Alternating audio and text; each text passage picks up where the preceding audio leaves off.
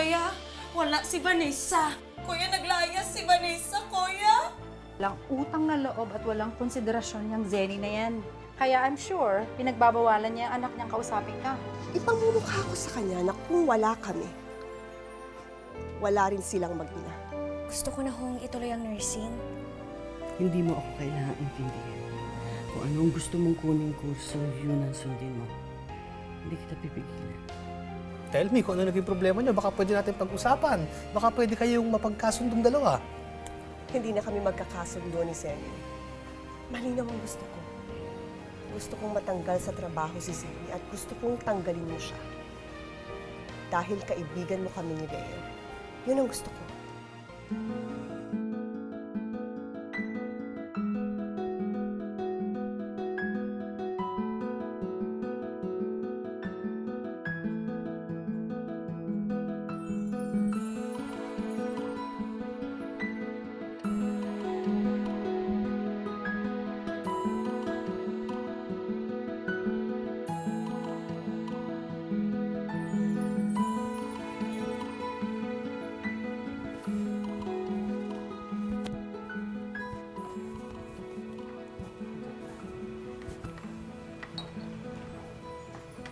Joy. Tingnan mo ito, may dumi pa oh. Vanessa. Uy, ayun oh.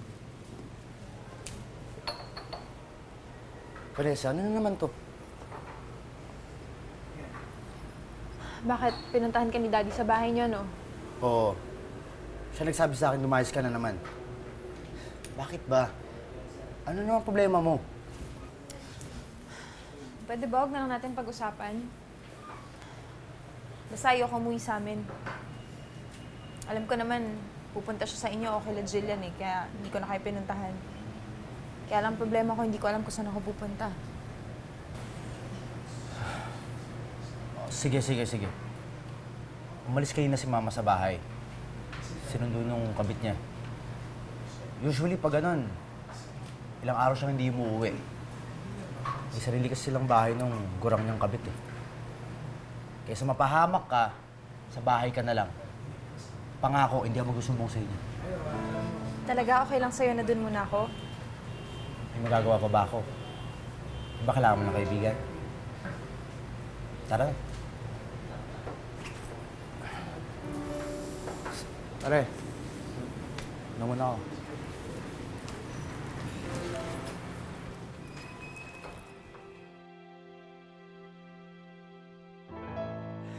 I know this is hard for you because you are a good man and a good doctor.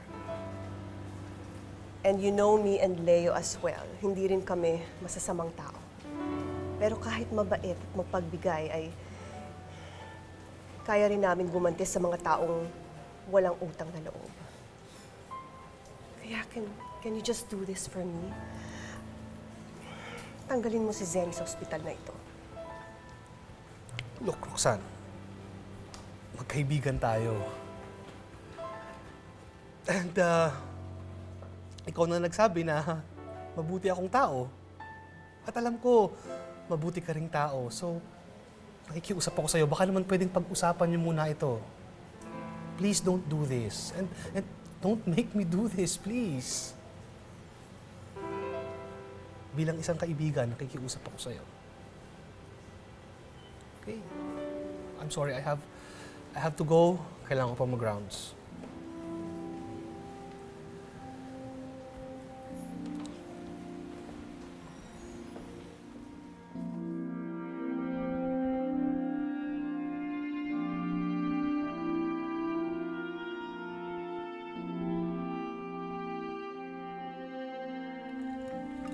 Ano, Dennis? Sa tingin mo, okay lang na nag-shift ako ng course? Alam mo, Lira, wala namang problema dun kung lilipat ka ng course. Bakit ganyan yung mukha mo? Ba't parang hindi ka masaya na pumayag si Inay? Wala. Hindi ka ba nanginayang na almost 2 years yung sinayang mo sa binayad ng inay mo? Nangihinayang. Kaya nga napilitan ako magsinungaling kay Inay eh. Kasi ayoko siyang bigyan ng sama ng loob. At saka, willing naman ako ipagpatuloy ang nursing ko. Kaya lang, mismo si Inay na nagsabi sa akin na, wag na. Sundin ko yung gusto ko. At saka, Dennis naman, kung iisipin paano ba umaasenso ang isang nurse? Ano kapag nakapag-abroad siya? Doon lang siya yung mayaman? Tingnan mo si Inay. Ganun pa din. Mahirap pa din. Kasi hindi naman siya magtatrabaho sa ibang bansa eh. Hindi niya ako iiwan. Ganun din naman pag nag-nursing ako. Hindi ko rin kayang iwan si Inay. Ibig sabihin, kahit makapagtapos ako ng nursing, hindi pa rin kami aasenso ni Inay. Bakit? Sa tingin mo ba, sa ipapalit mo ng course, aasenso ka? Sisikapin ko. Pagsisipagan ko yan. Para naman worth it yung 2 taon na nasayang sa pinagpaguran ni Inay. Basta, Dennis, ang ambisyon ko ngayon, ang umasenso para sa inay ko. At gagawin ko talaga yun. Gagawin ko ang lahat para kay Inay. Hindi na masyadong tayo magkikita niyan. Ano ba? Pwede naman tayo magkita. Dumadaan ka naman lagi dito sa bahay. Bahala.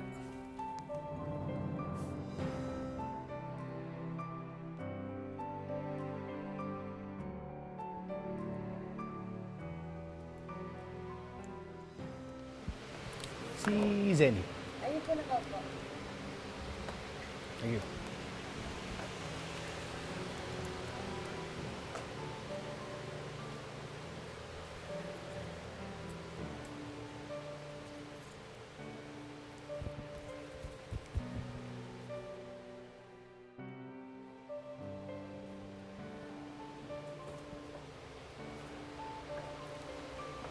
Zenny. Dok, hindi ko kayo napansin. Yes, Dok. Kamusta ka?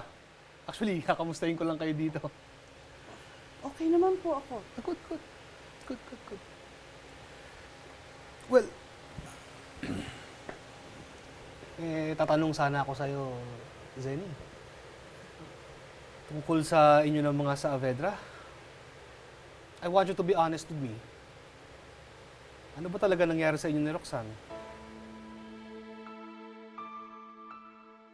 Sige na, ako nang kakausap kay Dean. Sasabihin ko sa kanya na next time ka na papasok. Pero sigurado ako, manghinayang na hindi mo tinapos yung nursing. Salamat, Dennis, Ikaw talaga, kaibigan talaga kita. Ako, pinubuhala mo na naman ako. Sige, alis na ako. Sige, ingat ka. Sige.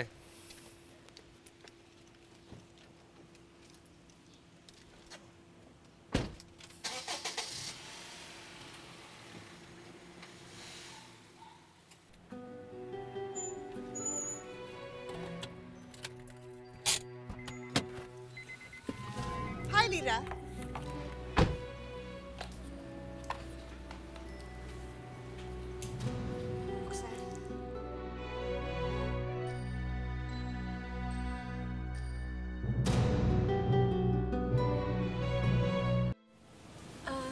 Ma'am Roxanne, ano bang ginagawa niyo dito? Bakit po kayo nandito? Bakit? Hindi ka ba masayang makita ako? Halika, sumama ka sa akin. May sasabihin ako sa'yo. Ay, Ma'am Roxanne, hindi na ho. Hindi ho kasi ako pwede umalis. Ano ho kasi, medyo ho kasi masama po yung pakiramdam ko. Huwag ka nang magdahilan. Alam ko naman kung bakit ayaw mong sumama sa akin. Naku, hindi ho, Ma'am Roxanne. Nagsasabi ho ako ng totoo. Masama po talaga yung pakiramdam ko po. If that's the case, pumunta tayo sa ospital. Ipapatingin kita para malaman natin kung bakit masama ang pakiramdam mo. Hindi na ho, okay lang ho. Siguro, pahinga lang ho yung kailangan ko. See? Nagsisinungaling ka sa akin, nagdadahilan ka lang. Naku, hindi ho. Nagsasabi ho talaga ako ng totoo, Ma'am Roxanne. It's okay. Alam ko naman kung bakit ayaw mo sumama sa akin eh. Ma'am Roxanne, Pasensya na ho kayo, ah. Sorry po, pero... wala akong kinalaman dito si Inay.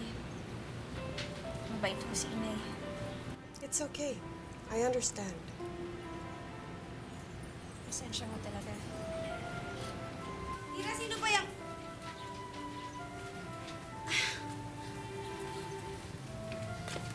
Ay, naku. Magandang araw po. Naku. Becky, papasok mo na si Lira. Oo. Pasensya na. Sige ho. Alika na, pumasok na tayo. Lira, alika na. Delikado. Baka tumuting ang nanay mo. Pasensya na ho, ah. Pasensya na ho, Ma'am Roxanne. It's okay. Hindi masama ang loob ko sa'yo. Halika na. Halika na, bakit? Halika na, halika na.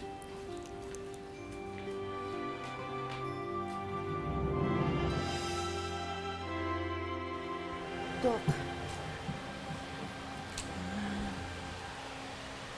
Bakit po ganyan yung tanong niyo sa akin?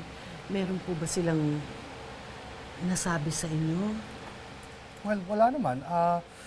Sinabi lang niya na nagka-problema nga kayo pero hindi niya kinuwento kung tungkol saan. Okay po. Kung ganun po, Dok, hindi na rin ako magsasalita. Respeto na lang po sa kanila. Pasensya na po, pero kung ano man po yung problema namin, Dok, sa amin na lang po. Okay. Excuse me po, Doc. Yeah, please.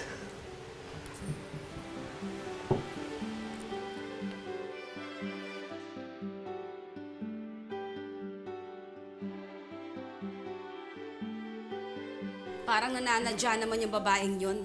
Alam naman niya na ayaw ng nanay mo na makipagkita ka sa kanya. Pumunta pa rin siya.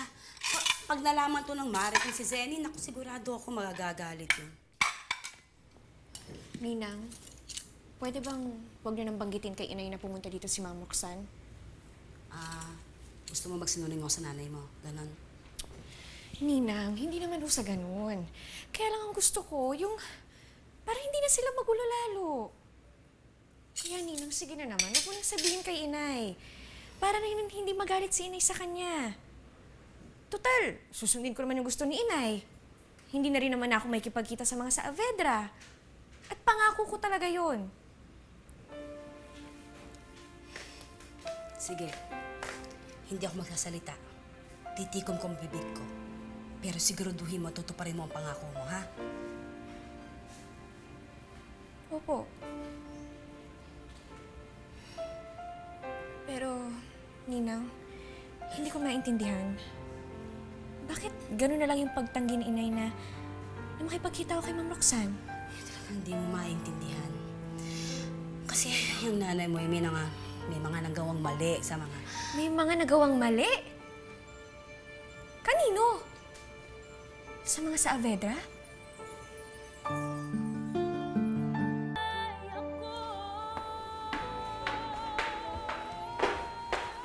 Saan ka galing? Bakit ngayon ka lang umuwi? May mga inasikaso lang ako. Bakit? Wala na ba akong karapatan magkaroon ng oras para sa sarili ko? Hindi naman sa ganon. Pwede naman yun eh. Pero sana naman, Roxanne, isipin mo na may problema tayo dito. Kagaya ni Vanessa. Problema natin yan. Nalaman niya na galing dito si Zenny at nalaman niya na ako yung namagitan sa pagkikita ninyo ni Lira. Kaya ayun, naglayas na naman yung bata. Anong nagawang mali? Ano yun, Ninang? May nagawang mali si Inay? Nagawang mali? Anong mali? May sinabi ba akong gano'n? Naku, Ninang, hindi ako bingi, ah. Yun ang sabi mo kanina. Wala akong sinabing gano'n. May sinabi ba akong gano'n? May sinabi ka nga. Ako, may sinabi ako. Pasensya na. Alam mo naman itong bibig ko, minsan mali-mali. Kalimutan mo na yon. Ninang, may tinatago ka sa akin, eh. Wala. Meron, kilala kita. Ano nga? Ano Wala nga nga. gagawin Ano ni ka ba? Inay? Ang kulit mo ah. Sinabi ng wala. Tigilan mo ako. Huwag kang makulit. Marami pa akong kailangan gawin. Wala. Tigil. Tama na. Yung sinain ko, bahala ka na dito.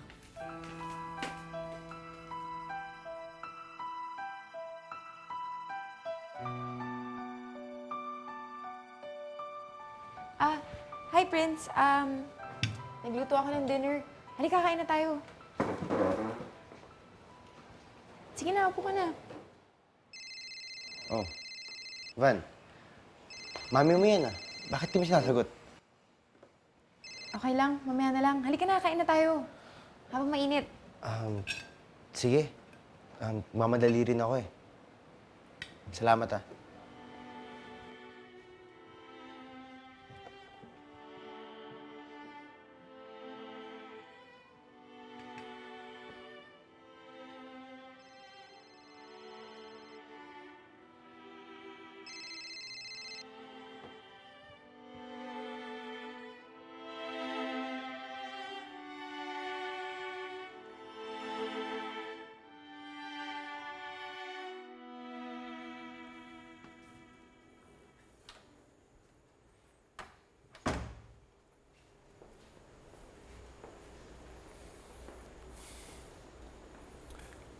Ano, Han?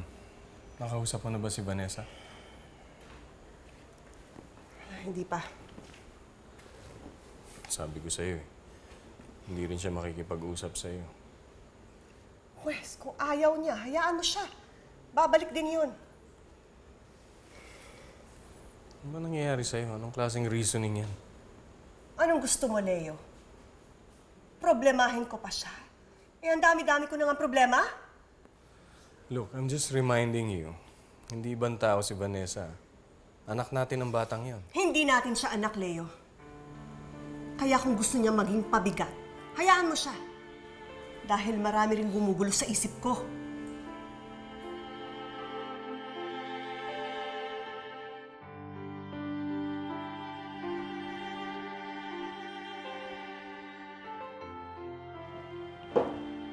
Van, alis lang ako. Okay. Wow! Umiinom ka pala. Hindi ka pala nagayaya.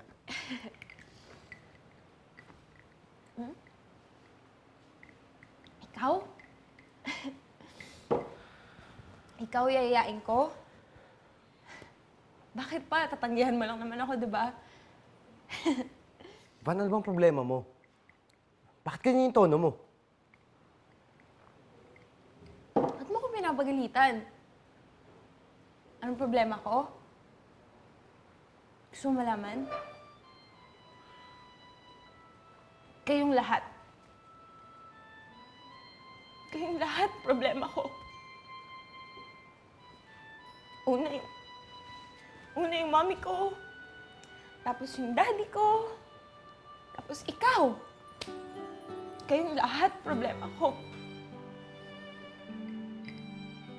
Van, tama na yun. Lasing ka na eh. Huwag mo ka pakialaman. Hindi ko maintindihan eh.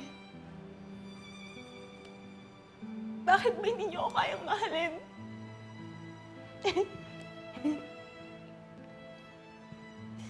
May ketong ba ako? Ganun ba ako kapangit? Magkamukha naman kami ni Angeline, di ba? Bakit hindi niyo ako kayang mahalin? Ano pang problema sa akin? Hindi ba ako mukhang tao? Ano ba itsura ko? Mukha ba akong hayop? Mukha ba akong gamit? Kaya hindi niyo ako pinapansin? Sabihin mo nga sa akin. Ha?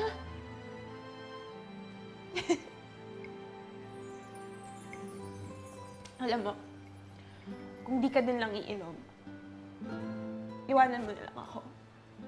Sanay naman ako eh. Gusto ko naman mag-isa eh. Sige na. Lumabas ka na. Iwan mo na ako.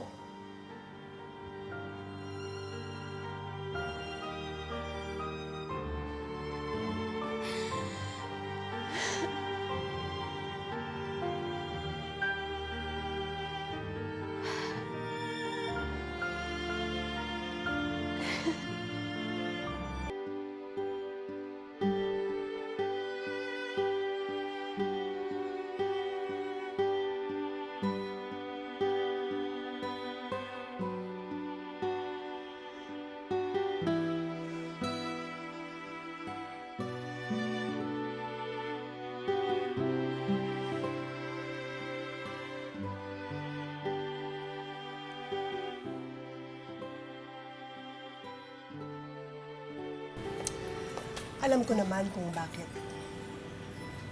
ayaw mo sumama sa akin. Ma'am Roxanne, pasensya na ho kayo ha. Sorry po, pero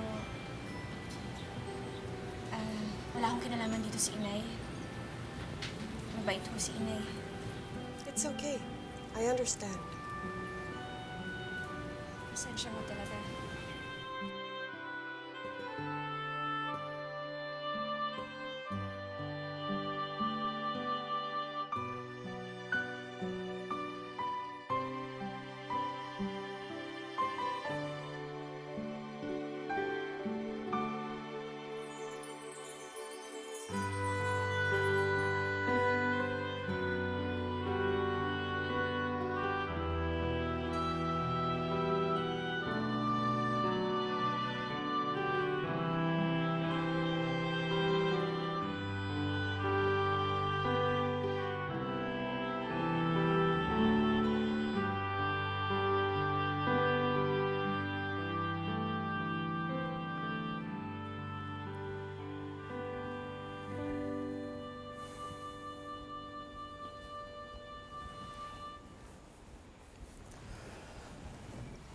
Kung saan ko na hinanap si Vanessa pero hindi ko pa rin siya makita eh.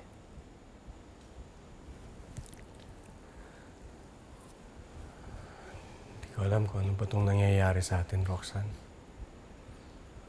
Bakit nagkakaganito yung pamilya natin? Nagsimula to nung nawala sa atin si Angeline. Hindi naman kasi dapat mangyari to kung binigyan mo ng kaukulang pansin at pagmamahal si Vanessa. Bakit akong sinisisi mo? Si Zenny dapat ang sisihin mo. Dahil kung hindi sumugod yun dito, hindi malalaman ni Vanessa na nakikipagkita pa ako kay Lyra.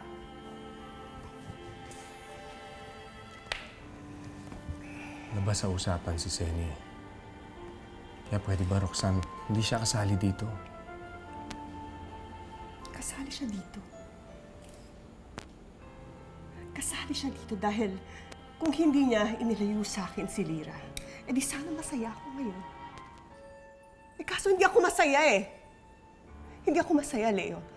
Dahil pati yung pinagbigyan ng puso ng anak natin na wala sa akin. Wala na sa akin. Kaya huwag mong sabihin hindi siya damay dito. Dahil damay siya. Siya ang dahilan. Kaya tayo nagkakaganito.